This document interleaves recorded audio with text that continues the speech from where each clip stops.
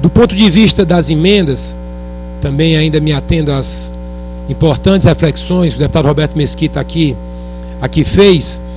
Eu quero dizer que, do ponto de vista da transparência, e aí eu deputado Roberto Mesquita, tive a alegria de conhecer um reitor da Universidade de Campinas, e ele, naquele momento, deputado Lula Moraes, ele era físico, reitor da Unicamp, e ele dizia o seguinte: olha, quando se fala de transparência, eu sou meio arredio, meu caro Felipe, é esse conceito de transparência, porque ele, como físico, dizia que transparência é aquilo que não se pode ver. Então ele não gostava do conceito de transparência, ele preferia dizer visibilidade. Então, mas deixando o conceito físico de lado, ou transparência no sentido comum que a gente entende muito bem, ou no sentido que talvez os físicos prefiram, no sentido da visibilidade, por meio do portal da transparência do governo do Estado, que também poderia ser portal da visibilidade, nós temos a íntegra dos contratos que o Estado celebra. Qualquer informação adicional que porventura não venha atender ao que o deputado, nobre representante do povo desse Estado, considere que seja devido, deve ser solicitado, e o governo de pronto prestará com muita alegria, sendo Vossa Excelência um representante do povo do nosso querido Estado do Ceará. Bom, feitas essas reflexões, deputado Lula Moraes, eu queria, no momento, fazer outros comentários sobre o que foi colocado. Primeiro, deixar aqui muito claro, e aí uma importante colocação que o Mauro Souza fez, e o Mauro Souza, como taxista, e eu queria colocar, Mauro, que no ano de 2011, o programa do idoso, que é coordenado pela nossa querida primeira-dama, Maria Célia, ele teve um aporte de 7,6 milhões de reais. E aí nós ficamos à sua disposição para poder detalhar os programas aqui que estavam contemplados dentro desse orçamento. Mas eu me coloco à sua disposição, e esse é o papel do governo, certo? O governador Cid, ele sempre coloca que o governo do Estado na minha cidade, conhecido como o nosso governo itinerante, ele é muito importante para aproximar o governo das pessoas. O governador Cid menciona que seu pai era promotor, era defensor público no interior do Estado, e para ter acesso a uma autoridade na capital era um Deus nos acuda. Então, essa ação tem esse objetivo maior, de sim aprofundar os aspectos políticos, consolidar as ações administrativas, mas acima de tudo de levar o governo para perto daqueles que são os grandes merecedores da atenção do governo, que é a população do Estado do Ceará. Então, eu me coloco à sua disposição para, seguindo ao exemplo do que o governador Cid fez, promover uma reunião com os gestores da Secretaria do Trabalho e Desenvolvimento Social, para que possam avaliar, reavaliar, reestudar, vamos dizer assim, reconsiderar o seu trabalho, o seu estudo, e poder ver onde é que pode ser encaixado, contemplado, tá certo? Para que a gente possa, enfim, poder ter os benefícios para a população que você, muito bem, como um cidadão, acredita que essa sua iniciativa poderá vir a levar. Então, eu me coloco à disposição de fazer esse agendamento, para que você possa defender muito bem seu projeto com o nosso gestor da Secretaria do Trabalho e Desenvolvimento Social. A Eline Joyce mencionou aqui um concurso público, e esse é um tema sempre muito importante, e a gente tem a grande alegria de se reunir pelo menos uma vez por mês, na primeira terça-feira de cada mês, na MEMP, que é a Mesa Estadual de Negociação Permanente. Naquela reunião nós temos a presença de 32 entre sindicatos e associações que representam os servidores públicos do nosso Estado. E eu, fazendo sempre reflexões, nós temos um relacionamento muito bom e pensamos muito em conjunto, deputado Lula Moraes, tenho sempre solicitado dos nossos servidores ali representados na MEMP uma pauta para o quadriênio 2011-2014. para que a gente possa identificar quais são as ações e qual é o cenário que a gente objetiva chegar para 2014. Né? Porque o Estado, ele necessita do servidor cada vez mais valorizado, cada vez mais bem remunerado, né? Um servidor cada vez mais incentivado para que possa desempenhar o seu papel do melhor modo possível. E, acima de tudo, entender que o Estado não existe para o servidor, né? O servidor, ele é fundamental, é importantíssimo, conforme eu mencionei, mas o Estado existe para servir, e o servidor é o instrumento, a pessoa do servidor é o instrumento humano mais importante para poder levar essa prestação de serviço para a população do Estado como um todo. Então é importantíssimo isso. O Estado se preocupa, o governador Cid se preocupa. Nós temos agora a comissão de 1.000 vagas para soldados da PM.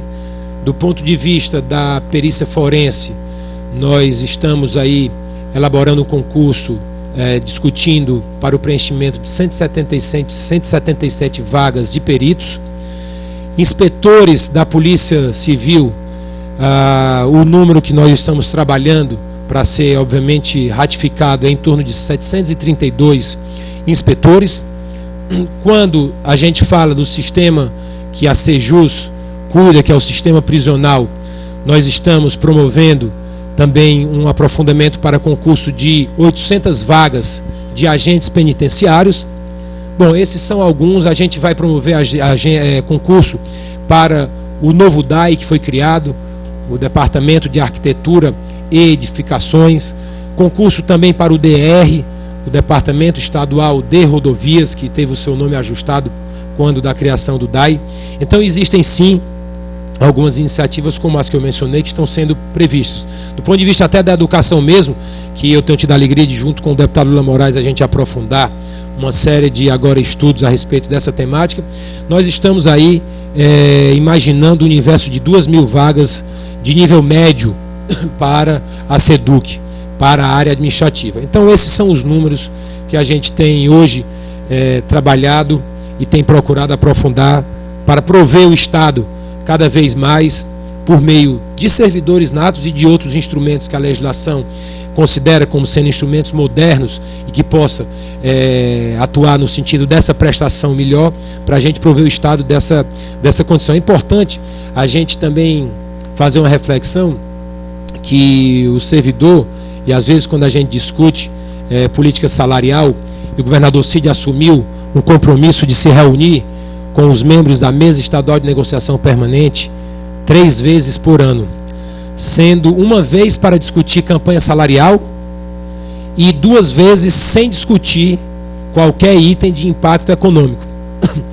E nós já tivemos a discussão esse ano para a campanha salarial e estamos agora aprofundando as demais temáticas para que a gente possa aprofundar esse tema também em consonância sempre, obviamente, com o governador Cid.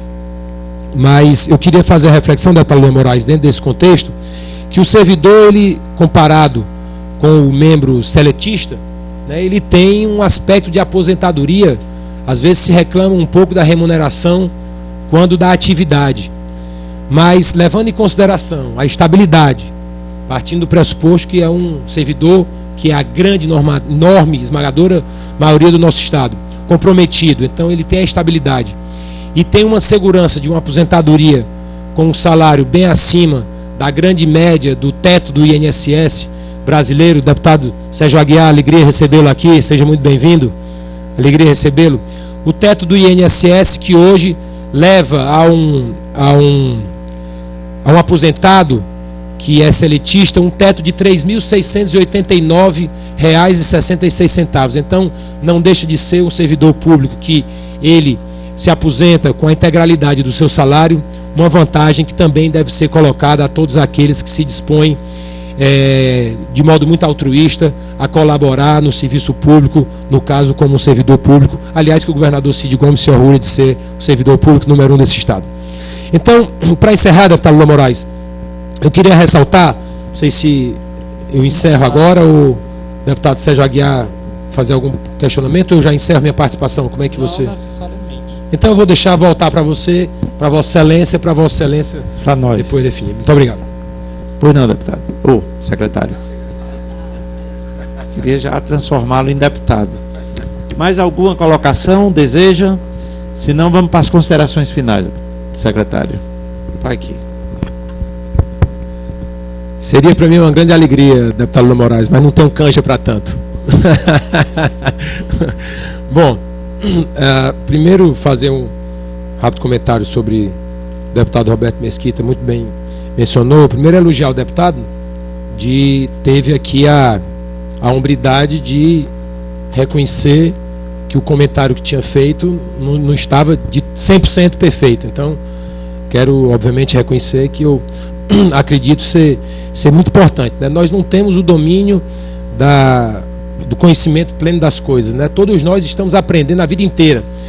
Aliás, a Universidade de Fortaleza tem um slogan que eu acho o máximo, né? Que é ensinando e aprendendo. Eu só invertiria, eu colocaria aprendendo para depois ensinar alguma coisinha, né? Mas eu acho importante esse tipo de ação. Bom, com relação às relações que existem com as organizações sociais, né, inclusive a própria LDO, o Felipe estava aqui me fazendo aqui a reflexão, no artigo 13, ela prevê, tá certo, um modus operandi nesse aspecto. Mas o importante é a gente entender que tudo isso que é feito foram encaminhamentos que o Estado encontrou para poder, conforme eu estava falando, né, prover o serviço da melhor maneira possível para a população. O caso específico, por exemplo, do nosso Centro Cultural Dragão do Mar, ele é coordenado por uma organização social, que é o IACC.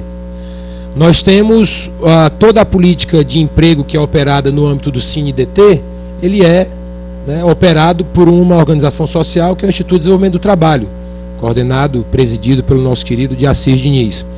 Nós temos os hospitais, aí, por exemplo, nosso Hospital Valdemar Alcântara, que tem o ISGH como sendo o órgão que coordena e que não ficará restrito ao Hospital Valdemar de Alcântara, se expandirá para os demais hospitais, né? Tanto agora já, no caso, o que já acontece no Hospital do Cariri e nos demais hospitais, tanto Zona Norte como o Hospital do Sertão Central, né? E depois o hospital aqui metropolitano. Enfim, então, é importante a gente só entender que tudo isso que é feito é com pré-requisito legal, que cabe a gente, cabe a essa casa, cabe a todos nós, aperfeiçoá-los, partindo sempre do pressuposto que eu mencionei no início, que todos nós temos a melhor boa vontade e a maior boa fé no sentido de todas as ações que nós implementamos. Sobre o deputado Sérgio Aguiar fez aqui uma colocação sobre o servidor público, né, sobre o aumento de servidor público, e mencionou sobre concursos. Eu tinha tido a alegria, deputado, de mencionar aqui, mas que ainda não contávamos aqui com a sua dileta e honrosa presença, que hoje a gente tem na pauta na CEPLAG concursos para peritos da perícia forense, totalizando 177 vagas, inspetores de polícia civil, 732 vagas, soldados da PM, 1.000 vagas, para a SEDUC, 2.000 vagas para o nível médio administrativo, na SEJUS, no âmbito das penitenciárias, 800 vagas para agentes penitenciários, e também para o DAI, recém-criado pelo governador com o desmembramento do antigo DR, que virou agora o DR, o Departamento Estadual de Rodovias, também um concurso para o DR, e para o DAI, o Departamento de Arquitetura e Engenharia.